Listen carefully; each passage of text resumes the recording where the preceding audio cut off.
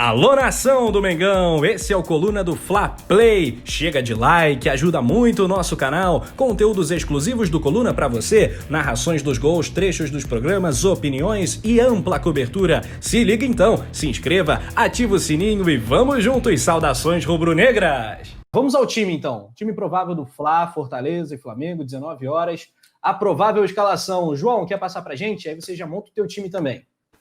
Bora. Tá, vou botar que a produção colocou, né? Hugo, Isla, Rodrigo Caio, Natan e a dúvida na esquerda, René ou Ramon.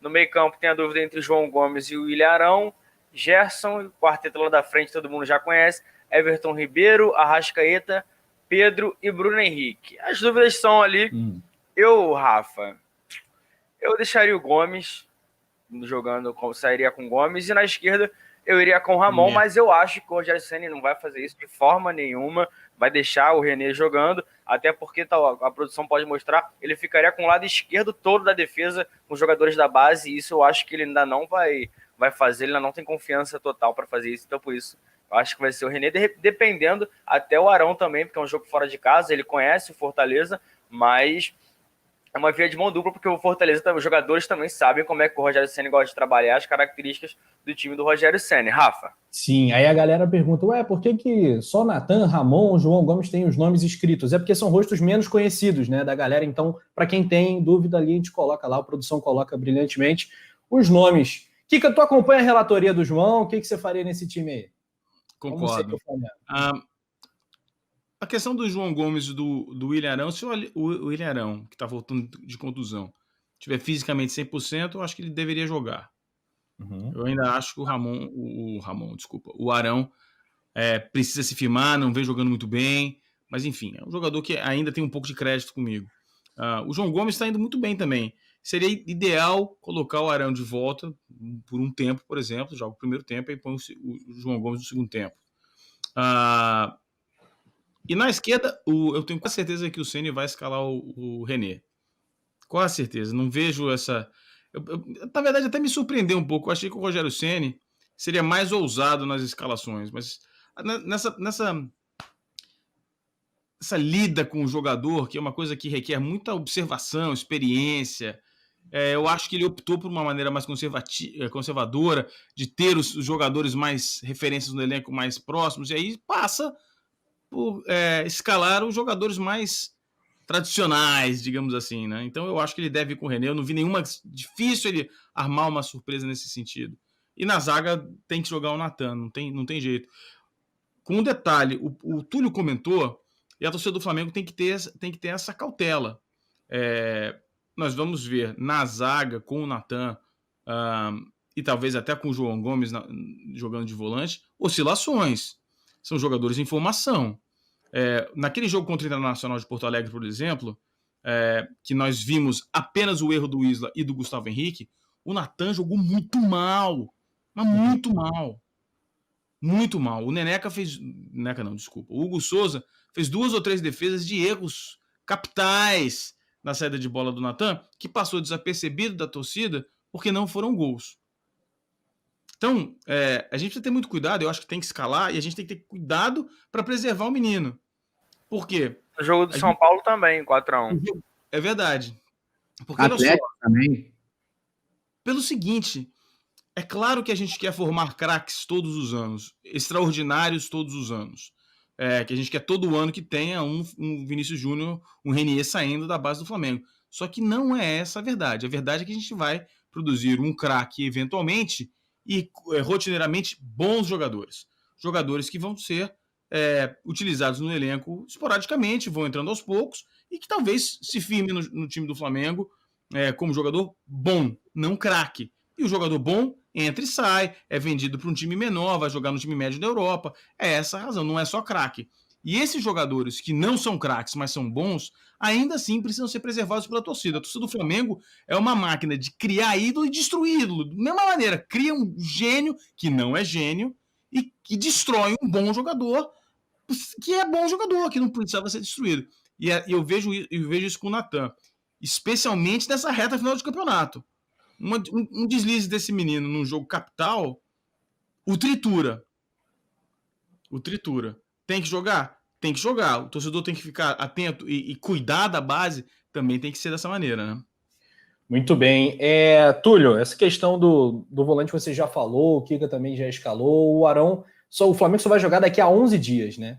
Depois do jogo com o Fortaleza, só no dia 6 tem jogo. Então, já que o Arão está esse tempo parado, que ele pelo menos entre, né? Como o Kika falou durante a partida, para readquirir sua melhor forma. Agora, você acompanharia essa escalação? Eu acho meio difícil mexer em alguma coisa aí, mas não sei, o poeta pensa fora da caixinha. Tem alguma novidade, alguma surpresa pra gente, Túlio? A escalação é essa mesmo. Não, acho que é isso, né? E com essas ressalvas, a questão ali do João Gomes com o Arão, eu também concordo com o Kika, acho que ele deve ir com o René, mas a minha preferência seria colocar justamente o Ramon. E até para terminar, acho que na frente ali não tem o que discutir, né? Só para aproveitando essa fala do Kika, eu falo isso direto, né? O exemplo do Hugo Souza no jogo contra o São Paulo, isso é muito capital. Um goleiro experiente ali, fosse o Diego Alves, tá russo, ele ia pegar, dar um chutão, né? Ia pegar e não ia tentar dar o drible, ia dar um chutão, mas não, a gente tem um garoto no gol que já errou assim na base também, ou seja, já é um erro, ele já é reincidente nesses erros, mas a torcida não tem paciência. Igual quando eu vi todo mundo, não, tá Rogério Ceni fora do homem, eu falei, vão ter a paciência? Não vão ter, porque se a gente for comparar o Rogério com os jogadores da base, com a analogia que eu fiz, de que vai oscilar, vai errar, essa questão da leitura do jogo, as substituições, ninguém vai ter paciência, porque assim como a imprensa, assim como os dirigentes, a torcida também é resultadista. A torcida não pensa em trabalho em longo prazo. Eu lembro do Juan, o Juan sempre despontou na zaga do Flamengo como um grande zagueiro, tipo o Natan, assim, né? Não tô comparando aqui um ou outro, mas tipo o Natan, o cara é puta zagueiro e tal. Eu lembro que teve um jogo, não vou me lembrar agora a competição, mas o Juan escorregou, né? Escorregou e tal, deu um mole, o Flamengo não lembro se perdeu esse jogo e tal, mas eu sei que a torcida não tinha nem rede social na época, mas você viu nos jogos no Maracanã, a torcida começou a pegar no pé do Juan.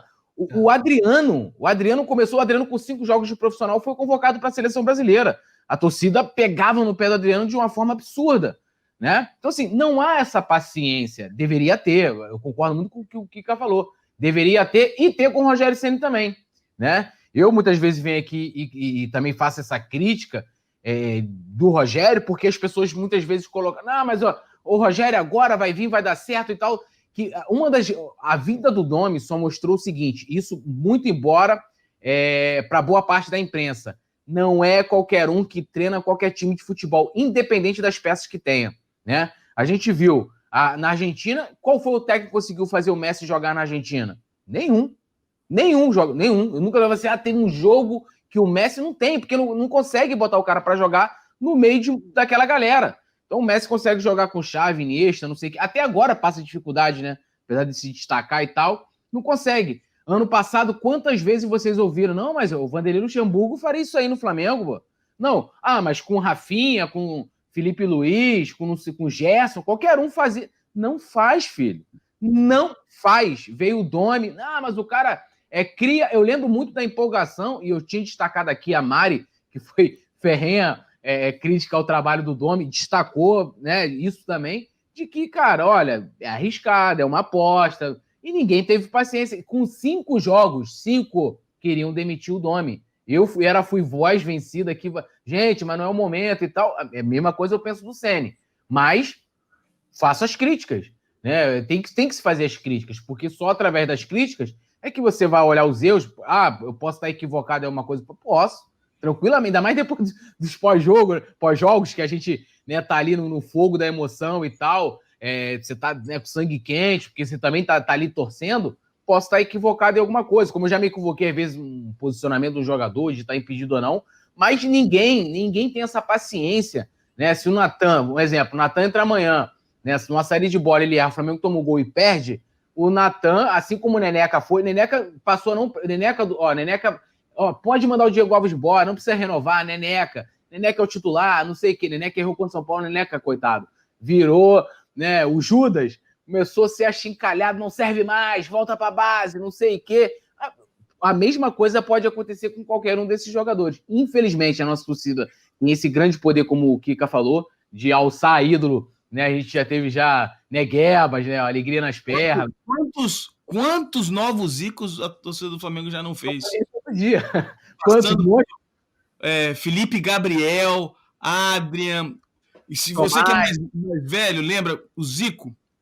Lá, mostrando a minha idade aqui. Quando o Zico saiu naquela final contra o Botafogo, em 89, que ele saiu e tal, entrou um jogador chamado Flávio. O Flávio era o jogador da base do Flamengo, o conhecia. Ele era mais velho que ele, 4 ou 5 anos mais velho que eu, mas ele treinou com a gente um tempo quando ele estava contundido. A galera ia entrevistar ele quando ele estava treinando com o Juvenil, chamando ele de novo Zico. O cara desapareceu, não foi nada. Então tem uma sequência de novos Zicos aí que é interminável. Túlio, você falou um monte de coisa aí, cara, que são grandes verdades no futebol brasileiro, cara. Que é a necessidade do resultado imediato. E a necessidade do resultado imediato destrói planejamento. Destrói planejamento. Não é assim que o futebol internacional funciona. Não é assim. Então, por exemplo, que você falou do Domenech, eu falei antes, a gente falava lá no Mundo na Bola, antes do Domenech ser contratado. A gente fez um dossiê Domenech antes dele ser contratado. Né? Como ele jogava, onde ele treinou, como treinava, qual era a relação Guardiola, Mikel Arteta e Domenech Torrent. A gente fez toda essa leitura e falou, não é o cara pro Flamengo. E vocês lembram quando o Flamengo goleou o Corinthians? No pós-jogo lá do canal, eu falei, olha só, detalhe, o crédito não pode ir pro Domenech. E o nego enlouqueceu. Falou, porra, olha só, eu tô defendendo o Domenech de algumas derrotas por conta de falta de tempo de trabalho. Então não dá pra dizer que essa vitória foi o trabalho do Domenech, porque não cabe. Se não é pra dar porrada porque perdeu, não é pra dar louros da vitória porque ganhou, porque não é o trabalho. O primeiro gol foi assim, o segundo gol foi assim, o terceiro gol foi assim. Tudo sorte, não foi uma jogada, não é o time. A gente precisa parar com isso, cara. E o que a gente faz aqui no YouTube, o Coluna do Flamengo, o Coluna do Fla faz, o Mundo na Bola faz, e alguns poucos outros canais também fazem, é tentar educar o torcedor pela maneira que a gente vê o futebol, para que o futebol seja no Brasil o que é na Europa. Cara, imagina, o Flamengo decide contratar o Klopp. Vai lá, vende 75% da Gávea, vende tudo, né? Pega lá metade do salário do Rafael, pega lá 10% do patrimônio do Simon Ledo e vai lá e contrata o Klopp. Traz o Klopp. O maior técnico do mundo, o cara fera. O Klopp pega o microfone e fala assim, olha só, vou começar um trabalho diferente, não concordo com nada que o Ceni fez, o Flamengo só vai ganhar um título daqui a 4 anos. Ele é mandado embora no dia seguinte. Foi o que ele fez lá no Liverpool. A entrevista dele no Liverpool, ele fala isso. Nós estamos começando o planejamento para ganharmos títulos daqui a 4 anos. Ele ganhou em 3, ganhou a Champions, ganhou o título inglês, que não ganhava desde a formação da Premier League em 1991. Isso é o futebol. Ah, mas eu não tenho paciência, o futebol no Brasil não é assim. Dane-se, não é assim, tá ficando para trás, tá cada vez mais para trás. Antigamente, talvez o Túlio se lembre um pouquinho, mas os mais velhos, o Nazário certamente se lembra melhor do que eu. O Flamengo ia fazer amistoso na Europa contra a Juventus, o Flamengo ia ganhar da Juventus. Eu ia assistir o Flamengo ganhar da Juventus.